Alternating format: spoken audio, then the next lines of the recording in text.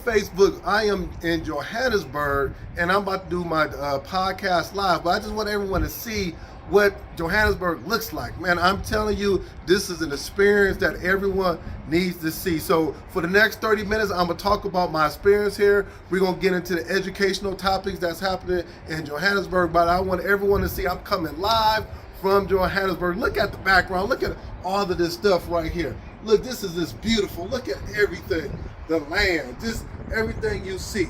So like I said, I'm coming live. So come on in, hit that share button, and make sure you bring a friend. We're going to have just so much information. I know the state test is coming up in a couple more weeks. And also I know that some of us are on spring break, but make sure you come on and tune in for this live podcast from Johannesburg. All right, so just a little bit about Shaka Zulu, who became the king and the builder, progenitor of the Zulu kingdom, of the Zulu people. So when he took over from his father after he died, he changed his method of approach in terms of wars. So he became known as the Black Napoleon. Instead of the old Isipapa spear, he introduced the stepping spear, which is known as Ikwa. And he introduced a close combat in which he was able to defeat a lot of his enemies, and as well as the bull horns method and strategy in the battlefield. So he would surround his enemies. Before they knew it, the strong guys were on top of them and they were able to surround and defeat them. So that's how he expanded the kingdom from one of the smallest clans amongst the Zulu people to the largest nation that we have inside South Africa now. Thank you, Nick, for that information on Shaka Zulu. He's our tour guide. We're in Johannesburg, so thank you very much. Could you tell us your story, please? Well, this is a very sad story. It began 2017 when we came to the presidency of the Union Body, seeking for recognition from the government and also our language to be official. Now, this did not go well. In 2017, we returned giving the memorandum. Now, because the government did not comply with us coming back to us a year later, we had to walk over 1,500 kilometers coming back to the Union Building. Now, for this time when we returned, the government was even worse. From one incident to another, they put an eviction notice on us. They got us when we were planting some ganja, which is in South Africa it's a bit legal to have it in your confinement, with the space where you are living. So they put us through the court system, dragging me along the paving, more than 150 police. Ooh. Now when we All right, so just a little bit of. All right, good morning to everyone. This is Sean Hurt with his Saturday morning podcast, and I am excited. I am coming from Johannesburg, South Africa, and I am just excited to have everybody here. So come on in and hit that share button. I am outside. I'm going live from Johannesburg, South Africa. So just give me 1 second as I get all of my people in. Hold on, I got all these computers going on. I'm sorry about that. Yep. So hopefully I'm outside. So I'm excited. So come on in and hit that share button and let me know where you're coming from. I need to share it out. I have so much information. It is gorgeous out here. So currently in Johannesburg, it is currently 4 o'clock p.m. So where I'm at, Michigan, I know it is 10:05. So just give me a couple more minutes as more people start to come in. So much information to share, so much information to talk about. I'm excited. I am excited. I'm excited. So give me just a few more seconds as I get all of my LinkedIn and Facebook people in. Yes. And then I was able to show some clips of some of the places that I've been to. So hold on 1 second. So I want to say good morning, Dr. Jeter. Good morning, Principal Kafele. Yes, Johannesburg. Good morning, Miss Davis from Las Vegas. Good morning, Miss September. Good morning. Good morning. Come on in. Good morning, Miss Harris. Good morning. Good morning, Mr. Helm. Mr. Helm, Miss Jordan, Mrs. Oh, I'm not gonna get that name right. Mabeti. So good morning. Good morning. So let's go ahead and jump in and get started. I only have 30 minutes, so I'm gonna get off at 10:30. But once again, my name is Sean Hurt, school turnaround principal. And every Saturday, I do my Saturday morning podcast. And this Saturday, I am blessed. I am blessed to be in Johannesburg, South Carolina. And then what it was that my wife had her birthday a couple of weeks ago, and one of her birthday gifts from me as the husband is for her and my two kids. We went to Johannesburg, South Carolina. We've been here since Thursday, just enjoying the sights, just enjoying the day. But my podcast must still go on. And this has been excellent. I've been able to just the things I've seen, and it just has really transformed my mind. It really has shown me all of the different things that Johannesburg has to offer. I'm outside now, and you can see the background.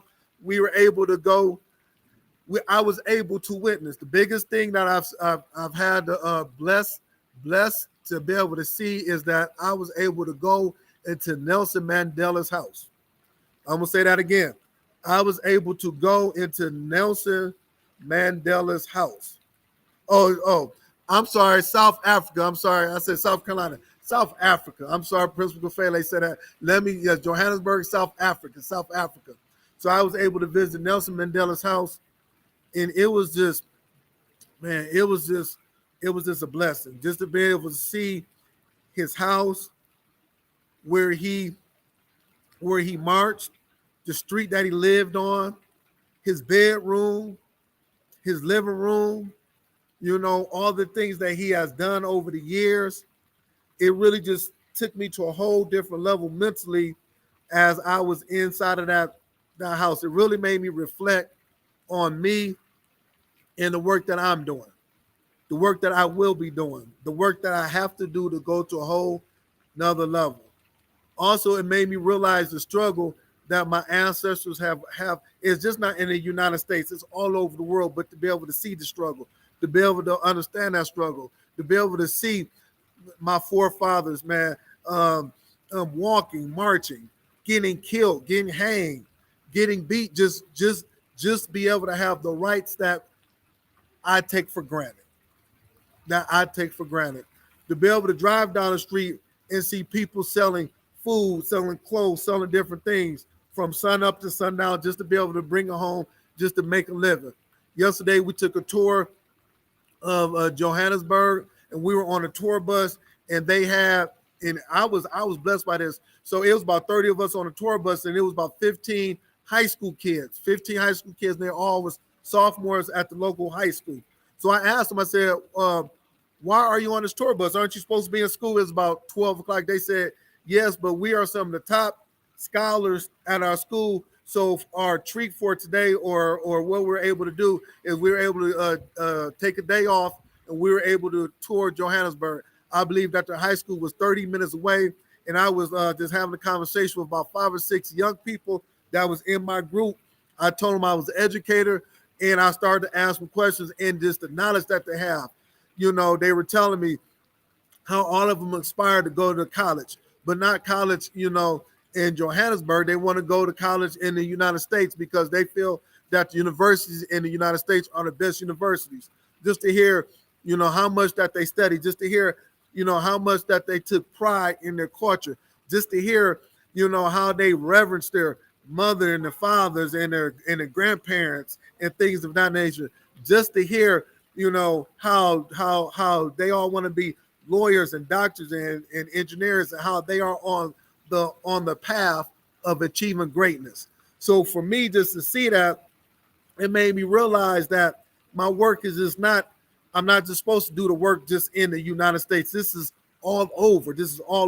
So I literally, me and my wife, we were sitting next to each other, and I told him, I gave him my card, and I said, if you ever come to United States, you will always be able to stay at my house. I told the girls, and there was some young fellas. I said, y'all will stay at my house for free. I'm not, and I will take you all around Michigan.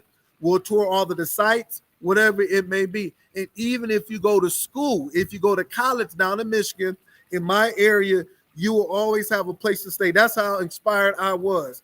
I was telling my wife, I said, no, what, we got to take our family, what we do, our work, to a whole different level. So I told them that, and they were excited. They were happy, but I really meant that. I didn't say that just to say it, but I really meant what I said. I really meant what I said, because I believe that my mission, my vision, what God has put me on this earth to do is to be able to help the next generation of people, to be able to help the next generation of people, and also with that, to be able to train principals, to be able to train teachers, to be able to just take this to the whole nother level. So I'm just excited. So I'm going to stop right there, and I want to play just a couple of videos. I played it earlier, but I want to play a couple of videos so we can kind of hear about some of the rich history of Johannesburg. So I'm just going to play this video real quick. So please, everyone, listen. I'm going to play this video real quick. All right, so just a little bit about Shaka Zulu, who became the king and the builder, progenitor of the Zulu kingdom, of the Zulu people. So when he took over from his father after he died, he changed his method of approach in terms of wars. So he became known as the Black Napoleon. Instead of the old Isipapa spear, he introduced the stepping spear, which is known as Ikwa.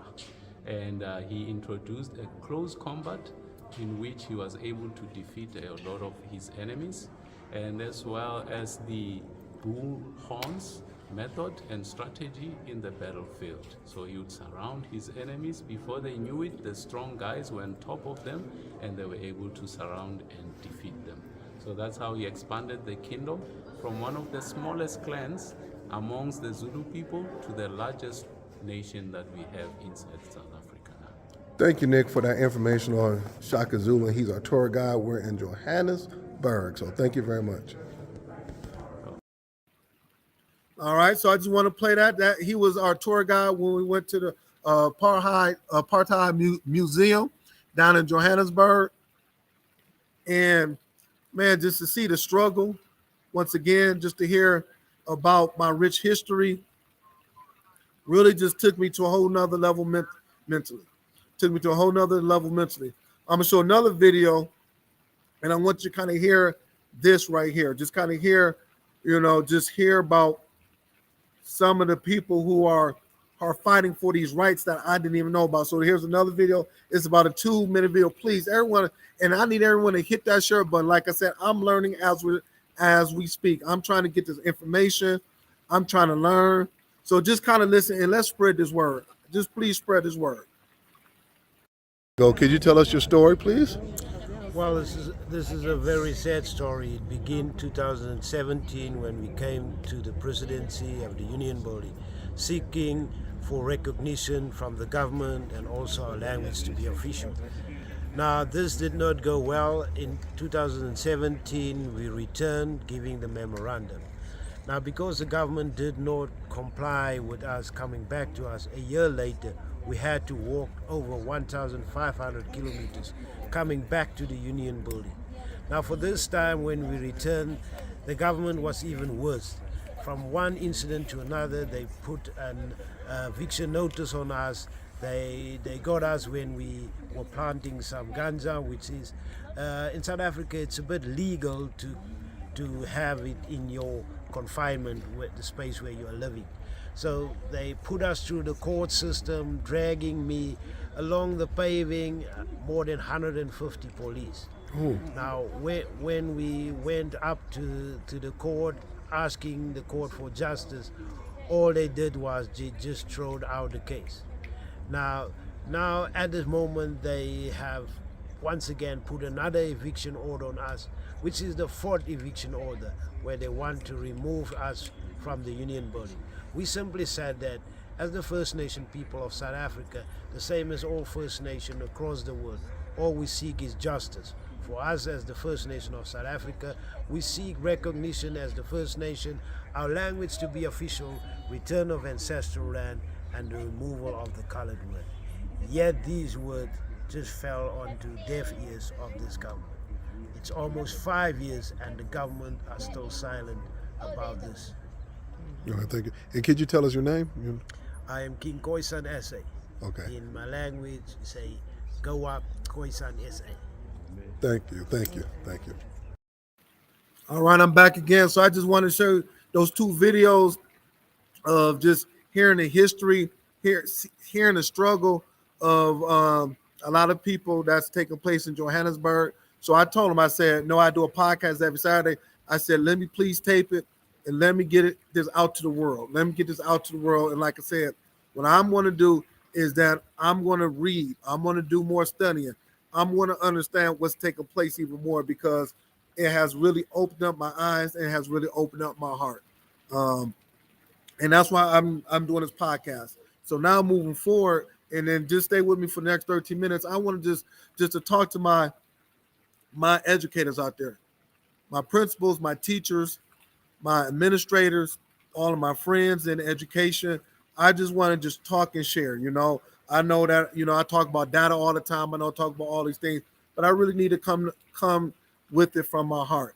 And then, yes, I got notes, but I'm not even going to try to read this right here is I'm so fired up. I'm so fired up is that as we move forward, educators, there's individuals, there's schools, there's people all around the world that's looking to us, looking to you to really take our schools to the next level, to really push our students, to really push our teachers, to really push our principals, to really push our school districts. This is serious. This is so serious. This is so serious. We need to go to the next level. We need to really look at the things that we're doing, these practices. We need to really look at ourselves and say, okay, I know what it looks like maybe from what people have said. I understand the struggle, but I'm as I'm moving forward, I want to make sure that I am the best principal, the best AP, the best teacher it is to be. I want to make sure that the vision that I have for my school, I talked about the vision, that the vision comes to pass. No matter what people say, no matter what people think that can take place, it can happen. I've been talking about this. It can happen. The next couple of weeks, I have schools all over the world that's going to be taking the state assessment. I got schools all over the world that's going to be taking their district test. I got individuals that's on my podcast as we are speaking that's aspiring to become the next assistant principal or principal. I have people that want to go to the next level. My thing for you is that it could be done. It can be done. The words that you speak is going to be very important for you to go to the next level in your life. And I'm going to say this again. Just write it down, please. The words that you speak is going to be very important for you to go to the next level in your life. If you really want to go to the next level, if you really want to aspire to be able to reach your dreams, be able to reach those aspirations, to be able to do it, to be able to go to places that you can't even see, your words are very important. The other thing is not only are your words very important, but also the people, the individuals that you are around. When I got started, how I became this principal is that I follow after other principals that was successful. Not only did I follow, but I had mentors that was of principals that was very successful. I looked at people that was very successful, and I said, I want to become that. I have to become that. I'm not scared to say or ashamed to say that somebody that I've been following for the last 10 years has been Principal Kafele. Everybody know that's my mentor. Hopefully he's still on here, but I want to give him some love because I'm in reflection time. When I met Principal Kafele about 10 years ago, he came to my school and he blessed me so much. His words blessed me, but after I met him, I said, I'm going to follow him. I'm going to see what he does. I'm going to look at him. I'm going to talk to him. I'm going to write him. I'm going to inbox him. I know he's a busy person, but I'm going to make sure that I have a mentor that I can see and look at that I can become. He was at a place where I wanted to become. I wanted to eventually walk away from the principal position and do full-time consulting. That's what I wanted to do. But I had to have a plan in place. And then why even try to create a plan when he already did it? So I just sat down there and I just took his plan. And hopefully he's all right with me sharing. And then I said, "No, what? Tell me how you did it." And he just kind of walked me through it. He showed me how how to kind of set it up. I didn't just leave off the principal position after I met him. It took me 5 years to set things up, to make sure everything was fine, to make sure I transitioned from this principal, because bring a principal and an educator is totally different than now I'm running a business. I'm running a business. And then I just got to give that to, I just got to say thank you, Principal Fele, because you really opened up that door. And not just for me, but for many other educators out there, for many other educators out there. And the reason why I'm saying that is because, once again, I'm in Johannesburg and I'm seeing how the next generation of people, they reverence their mentors or their people who they look up to. They reverence, not in a way of worship or anything like that, but in a way of, this person has opened up the doors. This person has opened up the doors. And I know for a fact that Principal Fele opened up, he probably went through things that I didn't have to go through.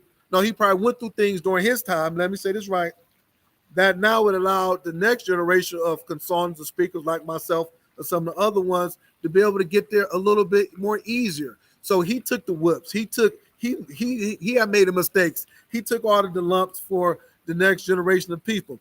I say all that to say this. We have people who aspire to become assistant principals or principals.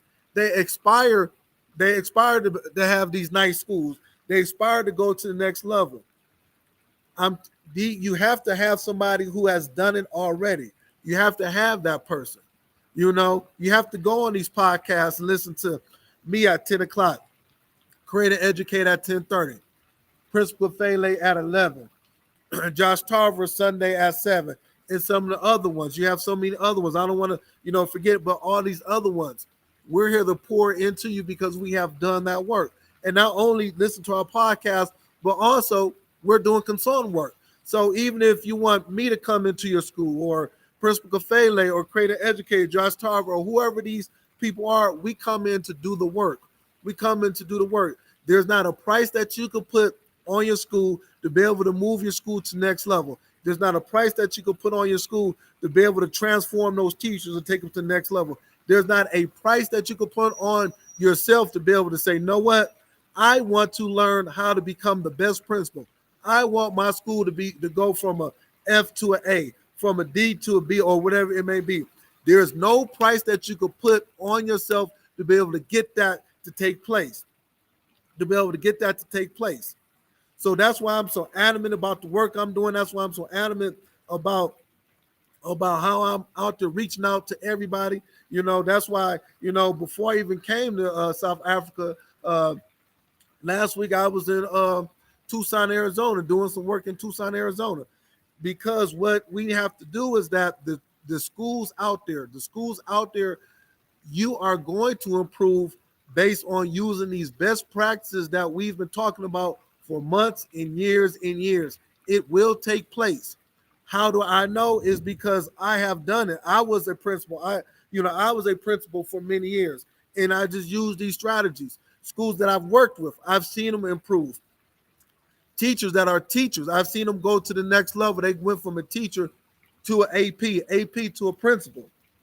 We see it happen every year. The reason why is that you are focused and you're dedicated and you have a vision for your life. I'm going to say this again. You are focused, write it down, dedicated, and you have a vision for your life. Sometimes, to be honest with you, you got to walk away from all those people that are negative.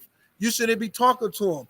Get 2 or 3 friends that are educators and you surround yourself with those people. Then the next part is that make sure that you're doing your studying. Make sure that you're doing your things at school. Make sure on the weekend you're on the podcast, you're taking notes. These are the things that's going to take you to the next level because you're planting seeds now. You never, ever know who's looking at you, You never ever know what's going to take place 2 or 3 years down the road. You never ever know who's going to be able to make that phone call and say, "Know what? I saw Mrs. Smith. She's ready for the next position. I know Mr. Green. He's ready for the next position." So that's why when you go into those staff meetings, you can have everybody talking bad about the situation. Make sure you are in the front row listening. Make sure that you are in the front row doing what you're supposed to be doing. Make sure that you are doing the right thing at all times. No matter if everybody's cutting corners, no matter if everybody is leaving early, make sure that you are doing those things. And that's what I took out of it since I've been in Johannesburg, looking at all these people going to all of these monuments, looking in the back. I've seen it. I'm like, okay, it's taking me to another level, saying, all right, being great is not even good enough. Now we got to go to a whole, I don't even know what that level is for me. But I am coming back and I'm on fire. I'm on fire. You know, a couple of days ago, I'm sitting down getting ready to finish up my second book. I was in my hotel. My wife went out, did some things. I'm about to get ready for my second book. That's about to be released in a couple more months. My second book is dealing with parents. I'm dealing with parents in schools. How are we going to bring parents and schools together? So that's my next mission in life, to be able to say, okay, I'm tired of the disconnect between the school and the parent and the school. So why don't we give these parents school strategies on how we can reach it? Because we know, and I know, that if the parents and the school work together, that child will benefit greatly. I'm gonna say that again. Oh, now, I got 2 more minutes. I know for a fact that if the parent and the school work together, that child will benefit. The data says that that child will graduate with have better grades, will graduate from high school, and will probably be on a path to go to college and beyond, and not that trade school, just by the parent and the teacher coming together. But now we gotta revisit all this stuff, and we gotta make sure that we are giving strategies, we're giving tools.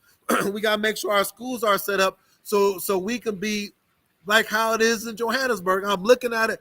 I'm like, man, the parents, the schools. Yes, I saw a couple of schools. I'm on here for vacation, but like I said, I was on a tour bus. I'm talking to the students. It was about 15 of them in high school. That parent and that school thing right there. Oh, my book is coming out. I got 2 more chapters. I'm finishing up by next week. I'm sending it to my editors, and we gonna roll this out in 2 more months. Yes, we're gonna roll this out in 2 more months. So I'm excited. I'm pumped up. So I'm about to stop now. It is 10:30. But once again, I just want everyone to see Johannesburg. Just look at it. It's beautiful. I'm kind of by the pool. If you can say I'm by the pool, this is kind of the background of Johannesburg right here. So I'm gonna be putting pictures up, videos for the next couple of days.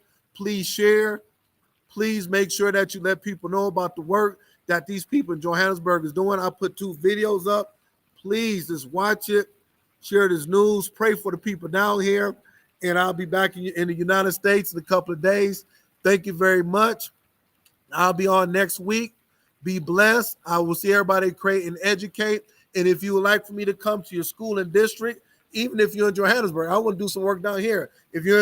I will go to South Africa. I am ready. I'm ready. Inbox me. Let's go make this work. So thank you. May God bless you. State test is coming up. Knock it out, knock it out, knock it out. And I will see you next Saturday. Same time, same place.